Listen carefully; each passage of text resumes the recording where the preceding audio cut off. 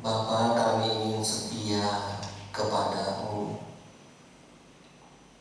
selama umur hidup kami, selama kami hidup di dalam dunia ini.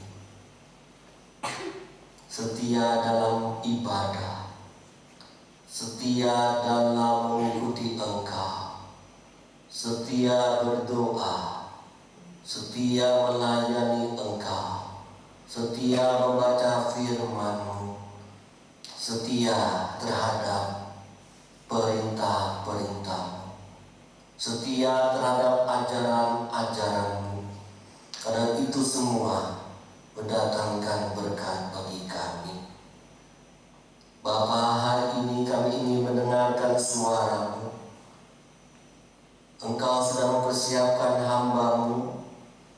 Biar apa yang persiapan itu berkenan kepadamu dan menjadi rema, menjadi firman yang hidup di dalam setiap jemaat Tuhan yang mendengarkan hari ini.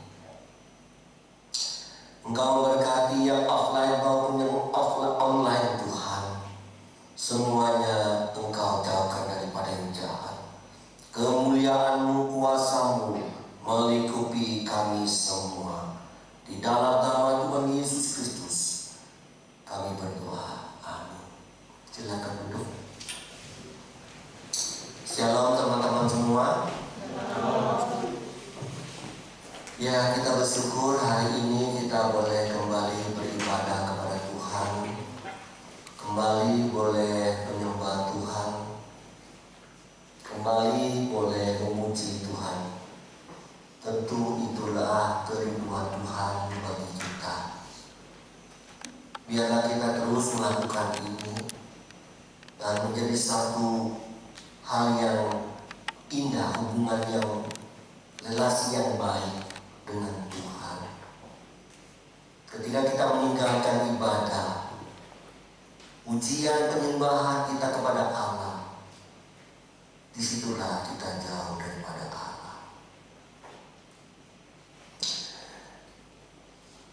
Bulan April adalah masih dalam bulan pembinaan.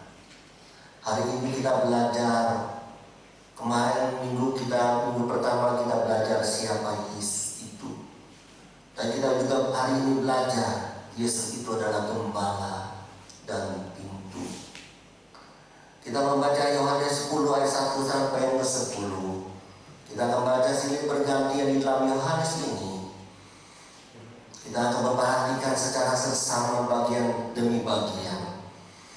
Biarlah ketika kita membaca, Roh Kudus yang memberkati kita. Hanya 10 ayat saja di dalam Yohanes 10 ini.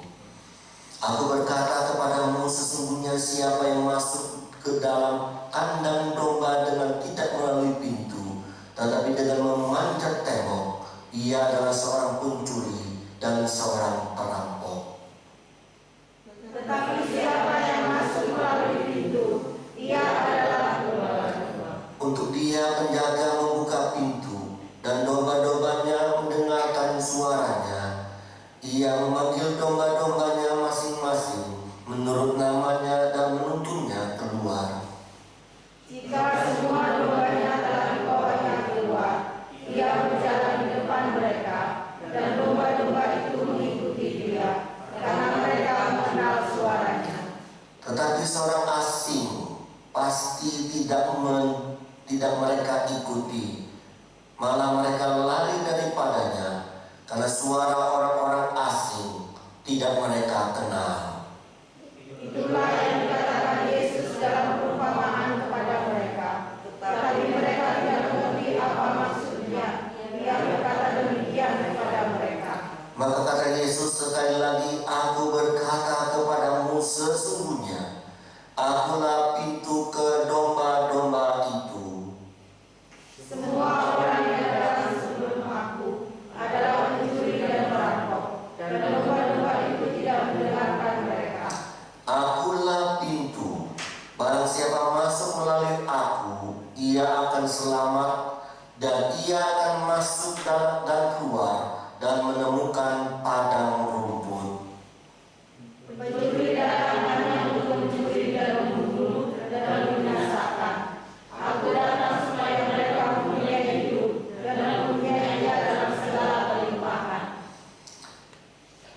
Kata Yesus sekali lagi, aku berkata kepadamu, sesungguhnya akulah pintu kepada domba-domba itu. Ayat 9, akulah pintu, barang siapa masuk melalui aku, ia akan selamat, dan ia akan masuk dan keluar, dan menemukan padang rumput itu. Saudara yang dikasih oleh Tuhan, ada seorang yang bernama George Smith. Dia penasaran dengan keadaan situasi bagaimana melihat gembala dan domba di zaman Israel pada waktu itu. Bagaimana mereka mengembalakan domba-domba itu? Bagaimana domba-domba itu di dalam kehidupannya? Saudara, tentu Yesus ketika memberikan perumpamaan, Yesus selalu menggunakan akan kehidupan yang nyata untuk mengajar, untuk membimbing, mengarahkan umat Tuhan kepada hal yang baik dan yang benar. Akhirnya John Smith ini coba melihat, mempelajari pada masa lalu bagaimana kehidupan domba dan gembala itu. Saudara yang dikasihi oleh Tuhan, akhirnya dia pergi kepada bangsa Israel dan dia bertemu dengan para gembala-gembala domba-domba.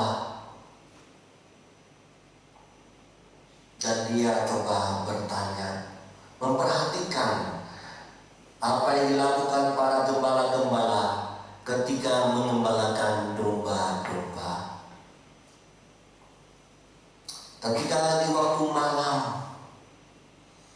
gembala mengiring domba ke sebuah kandang atau domba atau gua yang kecil. Saudara, dia bertanya kepada gembala itu, apa ketika domba itu sudah masuk ke kandangnya, semua digiring, biasanya begitu kan, sapi, ayam, kalau sudah sore digiring ke kandang.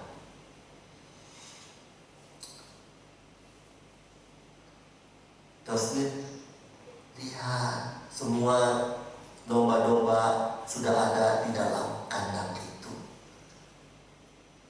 Tapi Smith penasaran, kenapa kandang itu tidak ada pintunya? Lalu Smith bertanya kepada gembala itu,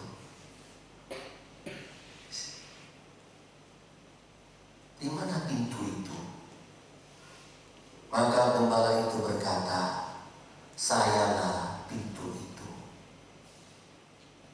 Sayalah yang menjaga.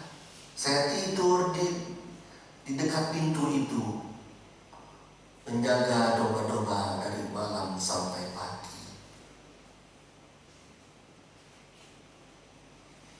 Gembala itu akan berbaring di dalam depan gua itu atau kandang itu, supaya tidak ada serigala, supaya tidak ada binatang buas yang masuk untuk menyerang, membunuh domba-domba yang sedang tidur.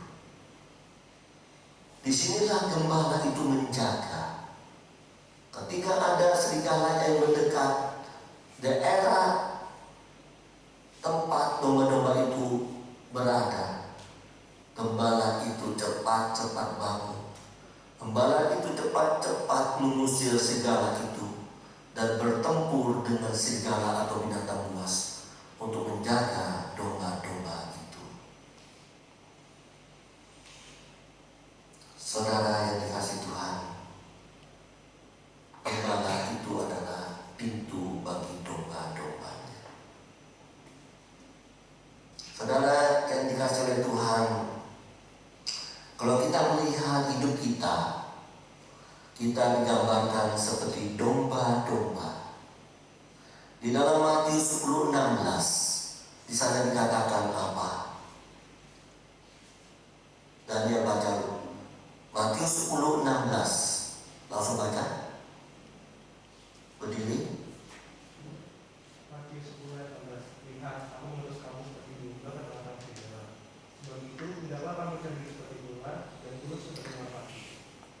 Yesus mengatakan kita ini sebagai domba-domba. Kenapa harus dikatakan cerdik seperti ular, tulus seperti merpati? Nanti kita akan melihat hal itu. Kalau kita lihat 1 Petrus 2:25, kalau dia akan Santi bacakan bagian ini. 1 Petrus 2:25. Sebab dahulu kamu sesat seperti domba, tetapi sekarang kamu telah kembali kepada gembala dan pemelihara jiwamu. Di sana dikatakan kita digambarkan kembali kita sebagai domba-domba. Namanya domba itu pasti butuh gembala.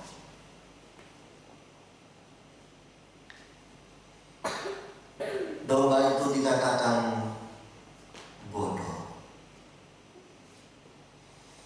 dan mudah tersesat.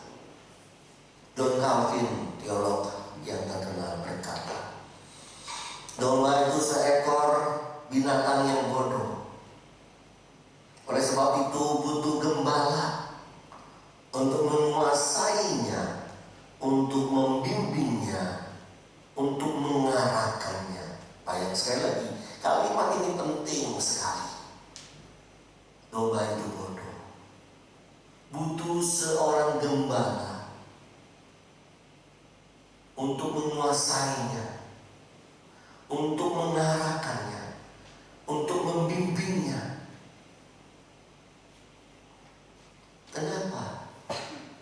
Domba itu cenderung mengembara, maunya sendiri. Itu saudara dan saya. Harus ada pembimbing yang mengarahkan kita.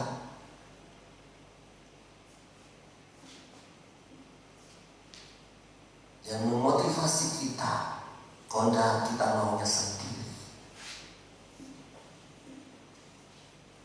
Kadang-kadang saya lihat anak-anak remaja, hidupnya sudah tidak mau diatur sama orang tua. Anak pemuda merasa sudah ngerti, akhirnya tidak mau mendengar perkataan orang tua. Itu kalian bodoh.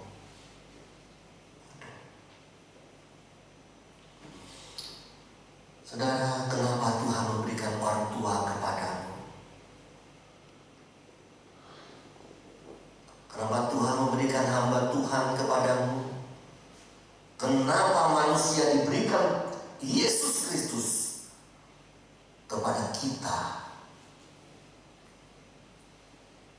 Karena kita adalah domba yang bodoh, yang maunya sendiri, yang tidak mau diatur, yang mau mengembara sendiri, mau pergi sendiri, mau kerjakan sendiri, mau melakukan sendiri. Padahal sudah diberi, jangan dia lakukan tetap, tidak boleh, masih tetap melanggar. Manusia diberikan kebebasan untuk memilih. Orang tua memberikan suatu pengarahan, membimbing kalian. Memang kalian dipanggil untuk memilih. Kalian boleh memberontak, kalian boleh tidak taat, kalian boleh mengembara. Silakan. Saudara dikasih oleh Tuhan,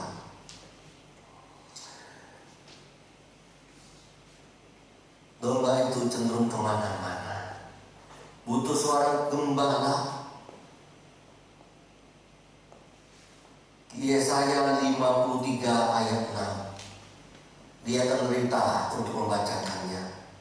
Yesaya 53 ayat 6 di sana dikatakan apa?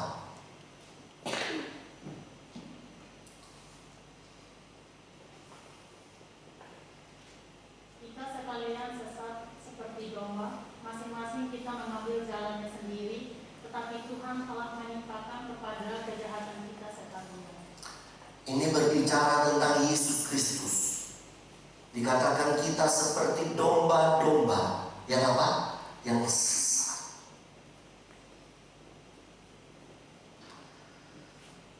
Maunya ambil jalan sendiri, tapi Tuhan telah menimpakan kepada Yesus Kristus kejahatan kita sekalian, menanggung di atas kayu salib menembus dosa-dosa kita.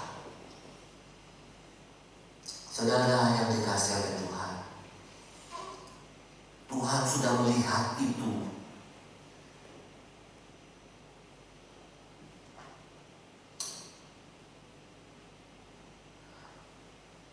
Sudah jelas saudara, domba itu butuh namanya gembala. Kalau domba tidak ada gembala, itu bahaya, itu liar dan akan binasa.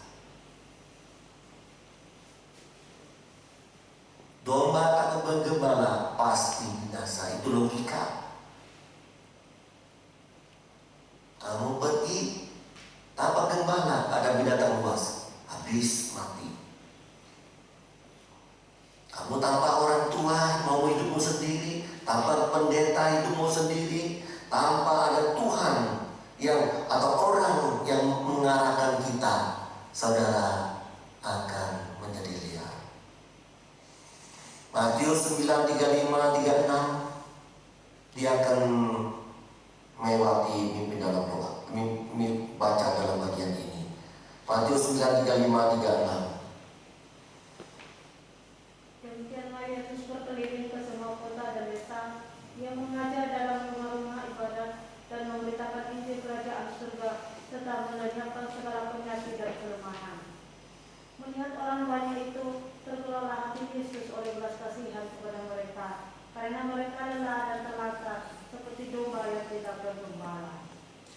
Yesus melihat orang-orang Israel yang melambangkan orang-orang yang ada di dalam dunia ini, yang disebut domba-domba itu, yang disebut dengan domba yang terlantar dan yang lelah. Kenapa lelah? Mereka mau cari kandangnya sendiri, gak ketemu-ketemu. Mereka mencari rumputnya sendiri dengan caranya sendiri, gak ketemu-ketemu. Mereka dikejar dengan binatang, kecapean, lari sini lari sana, dan ketakutan luar biasa. Itu pasti terlantar. Saya pikir, ya Tony ke Bali, kamu terlantar tidak? Tidak kan? Betul? Tidak. Karena ada kakakmu yang membimbing kamu, yang mengurus kamu, yang mengarahkan kamu. Kamu berkuliah, ada orang yang membantu kamu. Terlantar. Kamu udah mau diurus sama kakak, pergi sendiri. Ya, kamu akan terlantar. Saudara yang dikasih Tuhan, sekali lagi, domba tak bergembala, hidupnya lelah. Lelah, capek.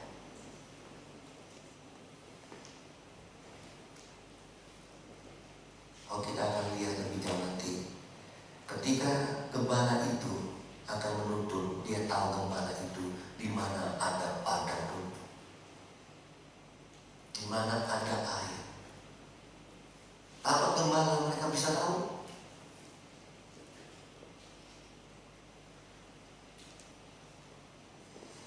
Mungkin domba itu berkata, apa gembala aku pun sudah tahu di mana ada rumput. Ya, rumput yang pernah diajak ke sana oleh gembala itu. Tidak perlu gembala lagi. Aku tahu tempat ada air. Tidak perlu gembala lagi. Saya pertanyaannya, kalau air itu kering, rumput itu kering, saya mau tanya, dia bisa cari? Dia bisa temukan? Beda manusia dengan binatang. Gembala itu menggambarkan seorang manusia. Saudara yang dikasih oleh Tuhan, kita ini seperti domba-domba yang bodoh, yang liar. Oleh sebab itu belajar taat pada gembala itu, maka engkau tidak lelah, maka engkau tidak telantar. Melihat dua anak bungsu, anak yang hilang itu, benar. Berikan setengah harta, apa? Buat saya itu memang haknya saya. Itu memang kewajiban yang saya hak yang saya memang harus dapatkan itu. Berikan itu, aku akan hidup dengan baik, omong kosong. Ya dapat setengah harta itu diberikan orang tuanya, dipaksa-paksa orang tuanya, akhirnya mengasihi. Ya saya mau tanya, apakah anak itu hidup dengan baik, yang tidak ada yang mengarahkan dia?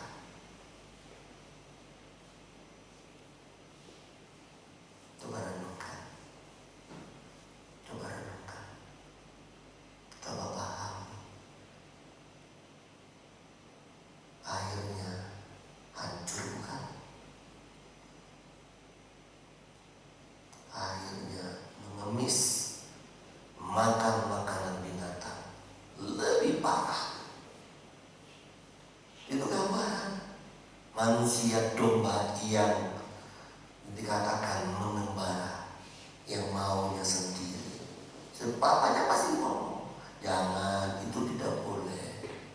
Kamu belum dewasa, merasa sudah dewasa, merasa pintar, akhirnya melakukan. Ya saudara, ketika ada orang-orang seperti itu, saya sebagai dosen, sebagai pendeta, sebagai orang tua melihat, ya sudah. Saudara yang dikasihi oleh Tuhan, sekali lagi, namanya domba butuh gembala. Itu yang diposisikan Tuhan. Ya tentu domba itu beda dengan gembala. Domba itu binatang, gembala itu manusia yang mengerti, yang tahu, yang memahami banyak hal. Saudara, puji Tuhan, sekali lagi kita bersyukur.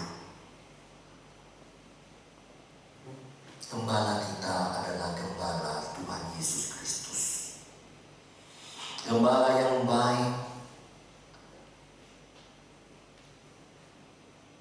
yang memberikan nyawanya bagi domba-dombanya, ayat 10 dan 11. Dikatakan bahwa ia menjaga domba-dombanya. Bukan hanya menjaga, tetapi memberikan nyawanya. Ya, tadi kan dikatakan gembala itu tidak ada pintunya, pintu itu tidak ada. Gembala itu mempertahankan domba-domba itu dengan memberikan nyawanya. Kalau ada binatang buas, itu gambaran daripada Tuhan Yesus Kristus. Itulah gembala yang baik, yang mempertaruhkan nyawanya, bahkan memberikan nyawanya, mati menebus dosa kita dan menyelamatkan kita, memberikan hidup yang kekal kepada kita. Kalau tidak, kita akan binasa. Itu gembala yang baik. Di dalam pasal 10, kalau kita berbicara, dia berkata, gembala yang baik itu memberikan nyawanya. Itu pasal 10. Apakah hanya asal ngomong? Tidak. Gembala yang baik bukan hanya asal ngomong, tapi bisa memberikan contoh. Kalau kita lihat pasal 19, Tuhan Yesus mempraktekkan dan memang akhirnya mati bagi domba-dombanya, supaya domba-dombanya selamat.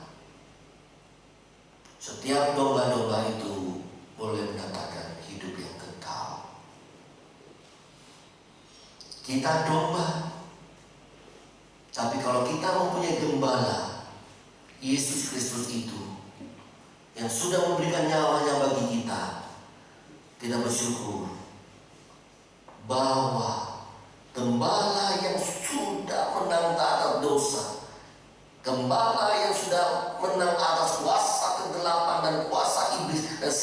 sesuatu kuasa yang ada di muka bumi, di bawah bumi, di atas bumi, maka Dia menjaga kita.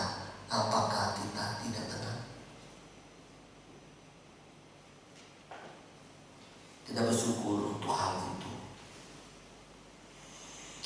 Saudara yang dikasihi oleh Tuhan, di sini Biblia berbicara bukan hanya gembala itu yang baik memberikan nyawanya. Di dalam ayat 3 di sana dikatakan, di dalam ayat 3,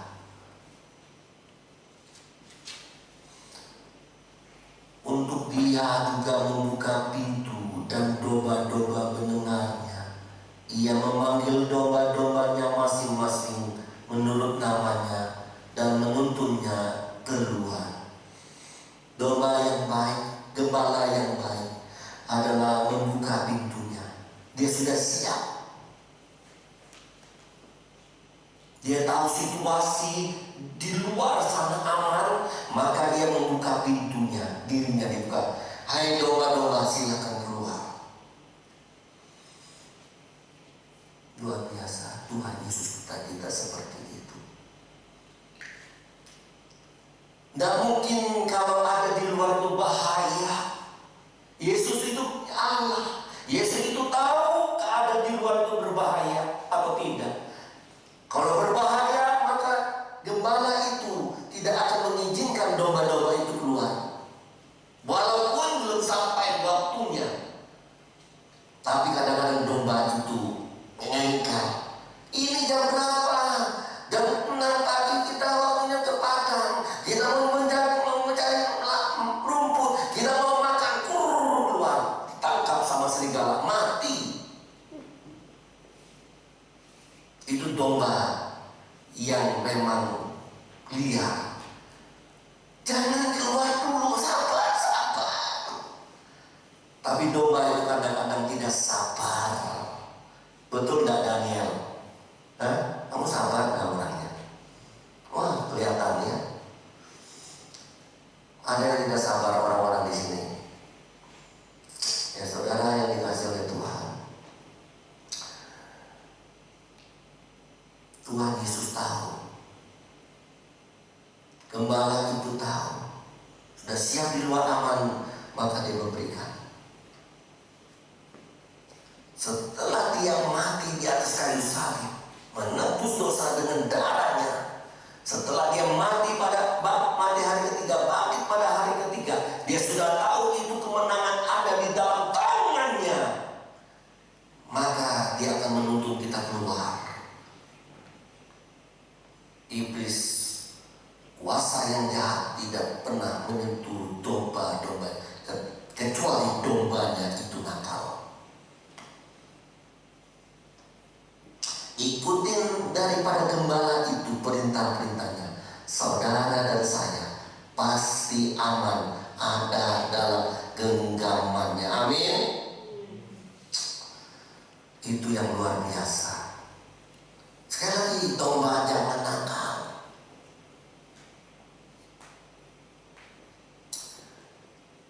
Kemudian bukan hanya membuka pintu, memberikan nyawanya, tapi memanggil domba-dombanya sesuai dengan namanya. Dia kenal, dia tahu domba-dombanya, namanya satu-satu. Dia tahu, Yesus itu tahu siapakah engkau, pergumulanmu, masalahmu, tantanganmu, penyakitmu, tahu. Setiap hari saya berdoa kepada Tuhan dengan masalahnya saya sendiri.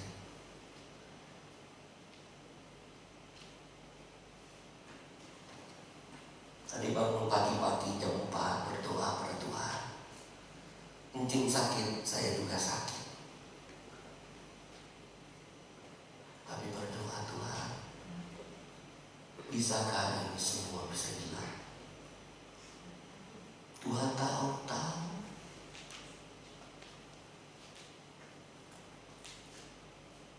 Apakah ini duri dalam daging yang Tuhan berikan seperti Rasul Paulus?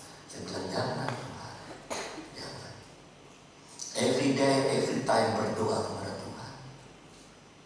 Setiap rasa sakit, ngomong sama Tuhan. Engkau tahu.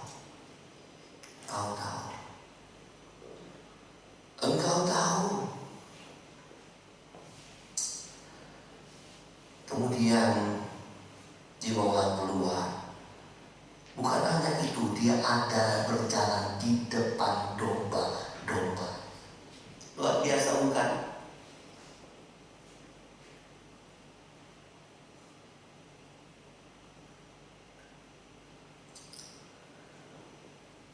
Kalau kita berperang dengan kesehatan kita, dengan ekonomi kita, dengan pekerjaan kita, dengan studi kita, berarti ada sesuatu peperangan dalam diri kita. Tuhan tahu kan? Tahu. Tuhan di depan mengizinkan semua itu terjadi kepada domba si A, si B, si C, si D. Aku izinkan terjadi, tetapi aku tetap mengontrol, aku tetap melihat mereka, aku tetap memperhatikan mereka. Bukankah itu seperti Ayub? Silakan kamu iblis mau uji Ayub, silakan. Tanpa seizin aku, Tuhan, engkau tidak bisa menyentuh Ayub. Itu gembala. Silakan, tapi aku monitor. Ketika kau jatuh, aku tidak akan membiarkan engkau tergeletak. Tanganku mengangkat engkau. Amin. Itu pesan Tuhan. Engkau jatuh, jangan takut. Engkau ada masalah dan pergumulan, jangan takut. Tuhan di depanmu, Tuhan tahu itu.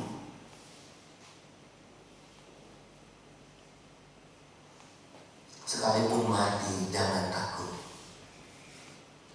Anak cucumu tetap dijaga oleh Tuhan.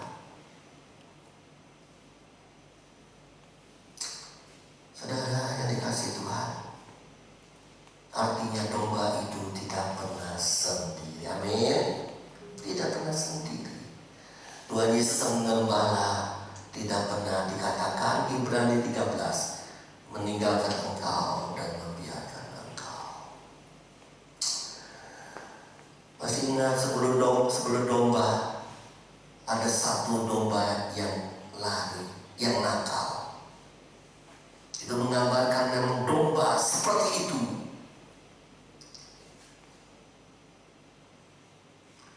Saya tahu jemaatnya kita yang Tuhan berikan dombanya yang nakal berapa orang, yang tidak pernah mendengarkan gembala itu berapa orang.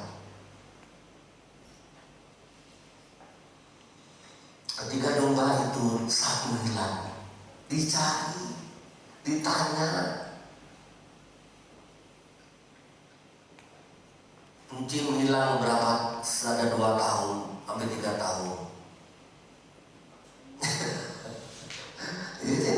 Tapi musuh berdoa, musuh pergi, kita gak datang, Tuhan pimpin. Itu gembala. Jemaat yang tidak datang, musuh telepon, musuh mau ngomong, tapi tidak diizinkan terjadi. Dan apa? Itu gembala.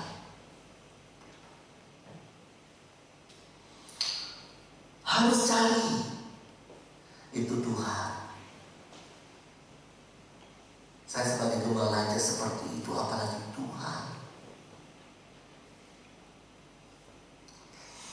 Puji Tuhan, Tuhan adalah gembala yang baik. Amin.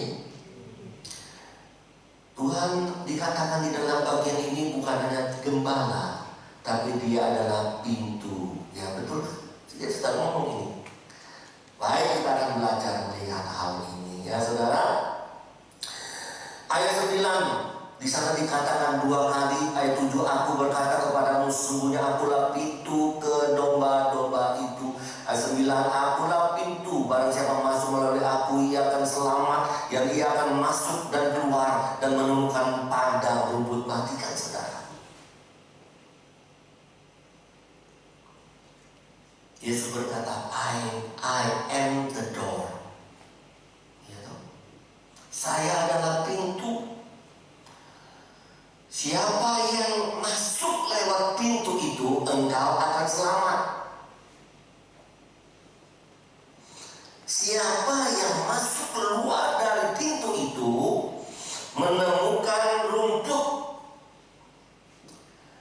what the meanings? Apa artinya? Artinya apa? Matthew Henry berkata, ini adalah hak istimewa bagi domba-dombanya yang masuk melalui pintu itu, yang keluar dari pintu itu, ia mendapat hak istimewa itu. Hak istimewa apa? Domba itu akan selamat daripada ancaman bahaya.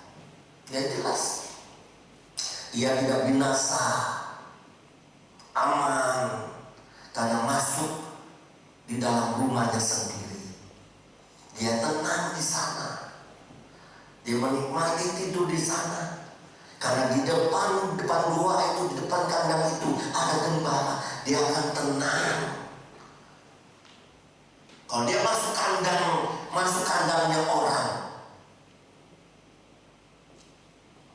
dia bisa nyaman. Dia bisa tahu ada gembala yang akan jaga atau tidak. Tak tahu. Misalnya begini, kita contohkan saja. Domba ini nama masuk ke kandangnya, yang masuk ke kandang keluarga sendiri, yang biasanya di depan itu ada gembalanya yang menjaga. Dia tak mau, dia pergi ke gua lain. Dia atau dia lari-lari deh, hujan lebat, masuk dia ke gua. Saya mau tanya, dia tahu nggak gua itu berbahaya atau tidak? Ada ular atau tidak? Ada gembala yang jaga atau tidak? Ya pasti tidak ada.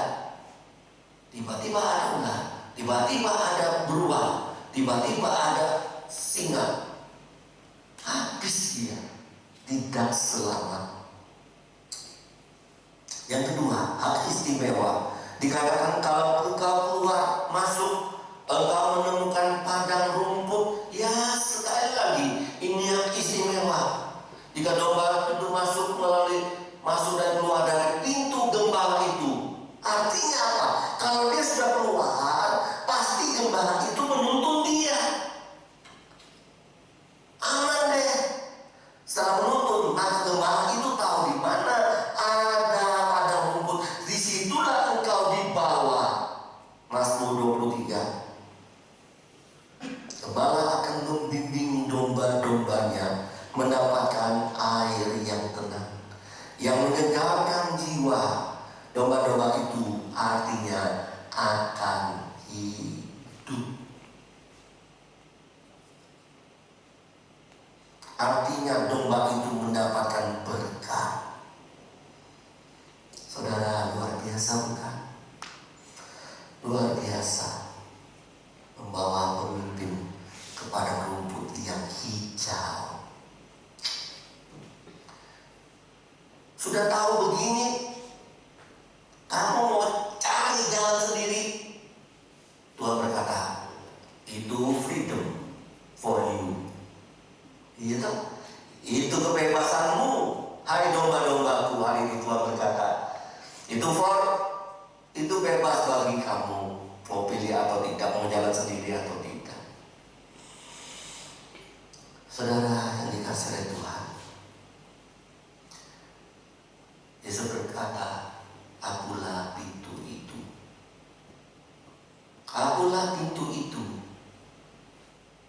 Kalau engkau ada di dalam genggamanku, masuk melalui pintuku, keluar dari pintuku, engkau selamat. Engkau mendapatkan berkat-berkat. Itu amin.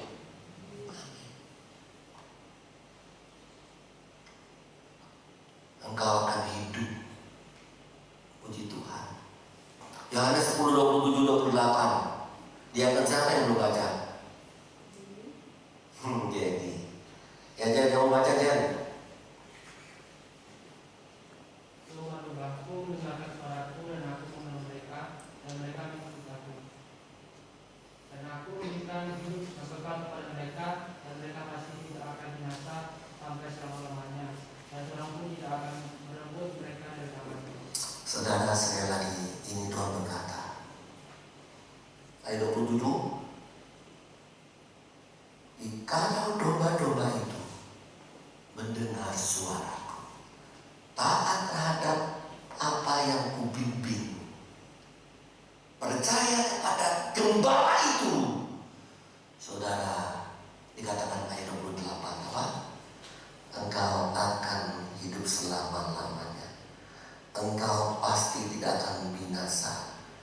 engkau pasti diselamatkan. Tidak ada seorang pun yang dapat merebut engkau, termasuk iblis, kuasa kegelapan yang ada di atas langit, di bawah langit. Amin. Seorang cerita dengan saya, ketika dia baru percaya Tuhan Yesus pada usia 62 tahun. Saya bersyukur boleh percaya kepada Tuhan Yesus. Aku mendapatkan keyakinan di dalam Yesus. Aku mendapatkan hidup yang kekal itu. Dia tidak mengerti apa-apa soal ini, tetapi dalam hati saya, dia sudah mendapat kunci itu untuk masuk di dalam kerajaan surga. Ia sudah tahu berhadapan dengan pintu itu, pintu yang membawa dia di dalam keselamatan. Ya, aku bersyukur sampai hari ini dia percaya kepada Tuhan. Kemudian suaminya juga boleh percaya kepada Tuhan. Itulah anugerah Tuhan. Saudara yang dikasih Tuhan, ingat Tuhan bilang apa? Tadi ayat berapa tadi? Jika engkau mau mendengar suaraku. Ketika Tuhan panggil, percaya kepadaku. Masuklah melalui pintu itu, engkau selamat. Akulah jalan dan kebenaran dan hidup itu. Engkau tidak akan binasa. Engkau akan hidup walaupun engkau mati. Dikatakan mendengar, domba-domba mendengar. Itu saat itu kembali lagi Yesus memberikan option kepada kalian. Engkau mau mendengarkannya atau tidak?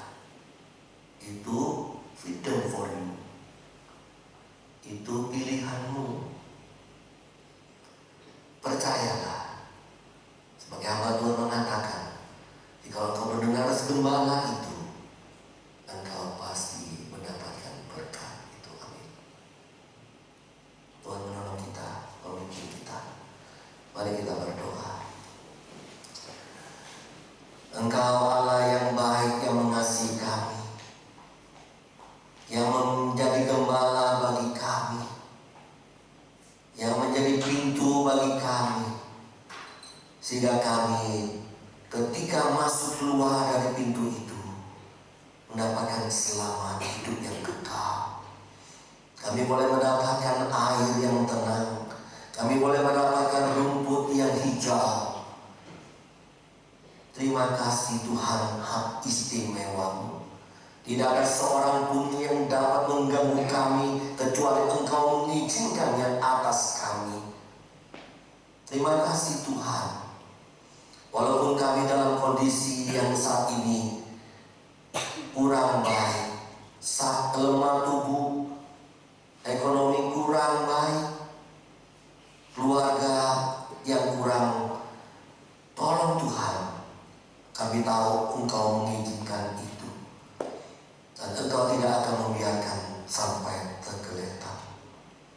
Terima kasih Bapa, kami sebagai domba-domba yang selalu mengikuti dunia, yang mengembara, yang maunya sendiri.